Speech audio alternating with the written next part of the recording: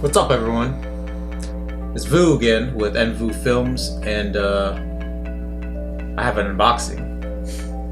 This is somewhat exciting to me because it is obviously going to be something for my camera. As you probably saw in the title, description, whatever you read before you opened up this crappy video. But you know what? I'm not going to even talk about it too much. I'm going to just start unboxing it and do the reveal of this monstrosity, and then I'll start commentating on it later. So how about that?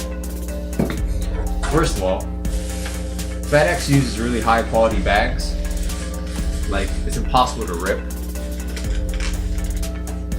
See? So I'm going to use scissors to cut them. And these scissors are really good. I mentioned before in another video that I got this at the dollar store.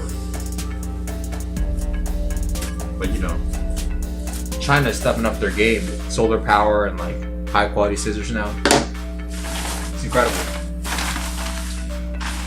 Here we are. We have our nice little FedEx bag, whatever.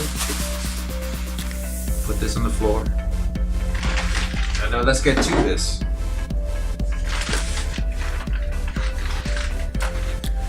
Alright, this thing, I actually ordered it from some company, and I don't know, literally like a couple of days ago, and it shipped out of Hong Kong, and it got here this time.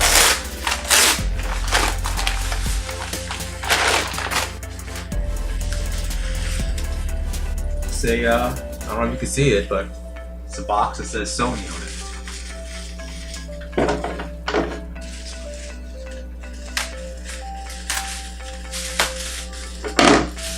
What is this? What is this that we have here?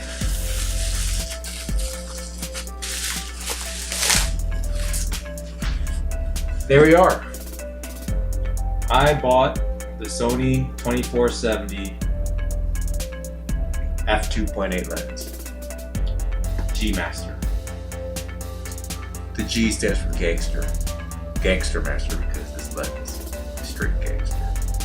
Why do I say this straight gangster? Is because for my camera, I use Sony a6500. I've been literally A-camming with, which means my main camera, I've literally had this 30mm f1.4, which is an awesome prime lens, by the way, by Sigma, and I carry it the whole day. Like at a wedding, it's on my camera most of the time, and I feel like focal length is good enough, you know, for me to get in and out. And if I have to get in, I've been using clear zoom. So I get, you know, good.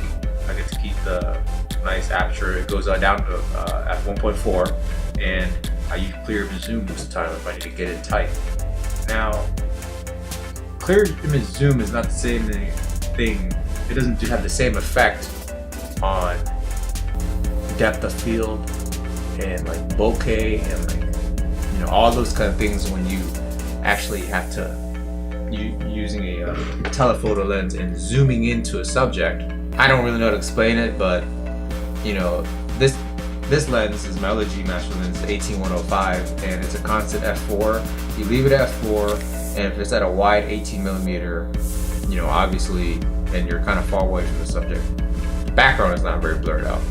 But when you zoom in to like 100 to the subject, the background starts blurring out. Clear image zoom is more of like it's a software, or clear image zoom is like a different kind of zoom that is not, I don't know how to explain this. It's not like mechanical, it's not part of the lens, it's more part of like Sony's like algorithms, software, whatever. So it doesn't make any changes. It just pretty much crops. It just keeps cropping in, and the footage still looks great, but it doesn't give you that same effect as actually zooming in. And Sony doesn't have a really good lineup for the Alpha 6500. Doesn't have like a APS-C lens that is in this mid-range and has a constant f2.8. And with this lens, I feel like I could use this the whole day and not really have to change out a lens ever from my main camera. I can zoom in. The aperture is solid f2.8. Now, I do have this 18-105 f4, and this is a great lens too, and I'm still going to use it. But I used to use this the whole time, and I switched over to this because I just wasn't getting the type of footage that I wanted. Like, I wanted a certain look, and I just could not achieve it. And I could achieve it better with this, like, because of the aperture, and I can get like nice blown up background with bokeh and all that stuff. But like with this, I could get it, but it just wasn't the same. It just wasn't giving me the effect that I wanted. And what I'm hoping with this is I can get the zoom of this somewhat, and the effects, like nice bokeh effects of this lens, and get the look that I want, like all the time, non-stop, the whole day. And of course, it only goes to 70. This goes to 105, but you know, I can still clear my zoom at the end of this, and probably put it on and see what it looks like. You know, see what the effects is, and I'll probably do another video comparing the two lenses. See how the 18-105 compares to the 2470 G Master, the homie G Master, and that'll be in another video. But anyway, let me just open up this box. So typical Sony, giving me some free toilet paper to use. Very happy about that. I've seen these. You can probably watch all this other unboxing videos, and you probably see that. You probably see that this bag is already comes with it. But it's a nice bag. Probably won't even use it, but this thing is massive. Like, I mean, this is a full frame lens. But I can still use it on this, it's fine. Just obviously this sensor will crop it. But this aside, this thing is large. It's actually not too bad. It's hefty, but you know, I thought it was, for some reason I thought it was gonna be bigger, and I'm actually happier that it's not bigger than this. I mean, this is good. I mean, I'll take off the 18-105 to compare. Sony G Master, and I heard that this button here helps you focus lock. So once the autofocus locks in and you don't want it to like jump around, you just press this button. I don't know if you hold it down or I have to test it, but press this button and it keeps the focus steady for you. Dude, this thing is a beast, and it really doesn't even go out at the farthest zoom range. It doesn't go out too far. This thing is built rock solid. I mean, it better be. Anyway, let me just take this guy off. I never like to keep my damn camera sensor open, so I always have to slap something on there. This is Sony's 18-105, and this is the G Master. It's definitely bigger, but it's not as big as I thought it would be. And I could already tell that the Sony a6500 is gonna feel really weird with this lens on. And go ahead and install it now. This monstrosity.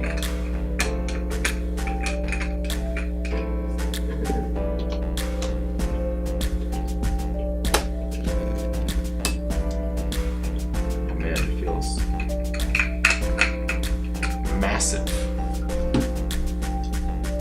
You know, not too bad. I mean, it's definitely heavy. I wonder if I could balance the Zion Crane gimbal on this. I have battery.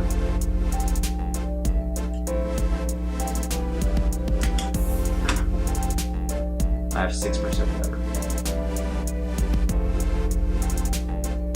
This thing is awesome. You know what? I need to put a better battery in here. I'm gonna put an SD card in here, and we're gonna continue this. We'll just get some random shots in here.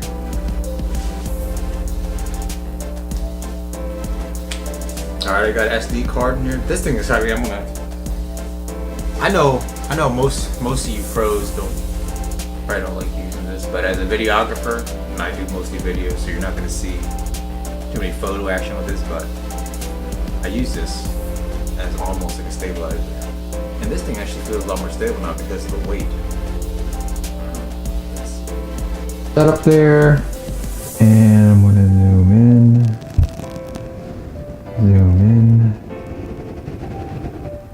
Look at this. I think this is at 70. See if I could. And I can clear image zoom. So that's exactly what I'll do. Look at this crap.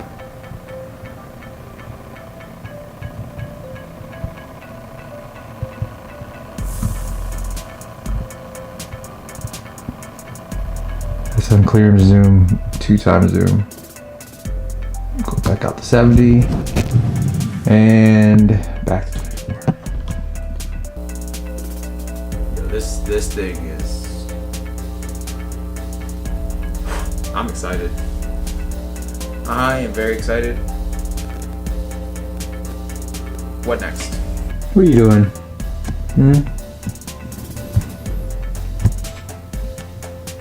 Are you posing there? Yeah, I bet you are. You're so photogenic.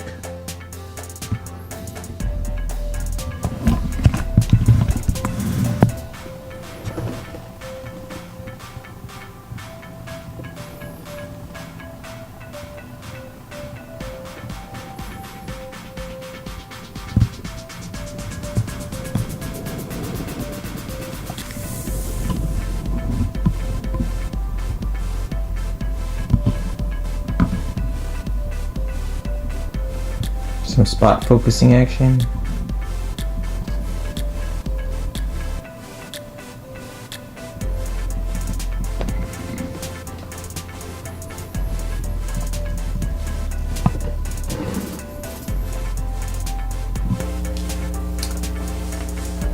I really should have just done this sooner, to be quite honest with you. I've been just playing around for 2 seconds now. This thing is just incredible. God, I'm so excited. Anyway, I am going to do a comparison between these two lenses. There's a big price difference, so let's see what makes this that much better than this. They're both G Master. 18105 and 2470. All right, until next time, I will see you later. Peace out.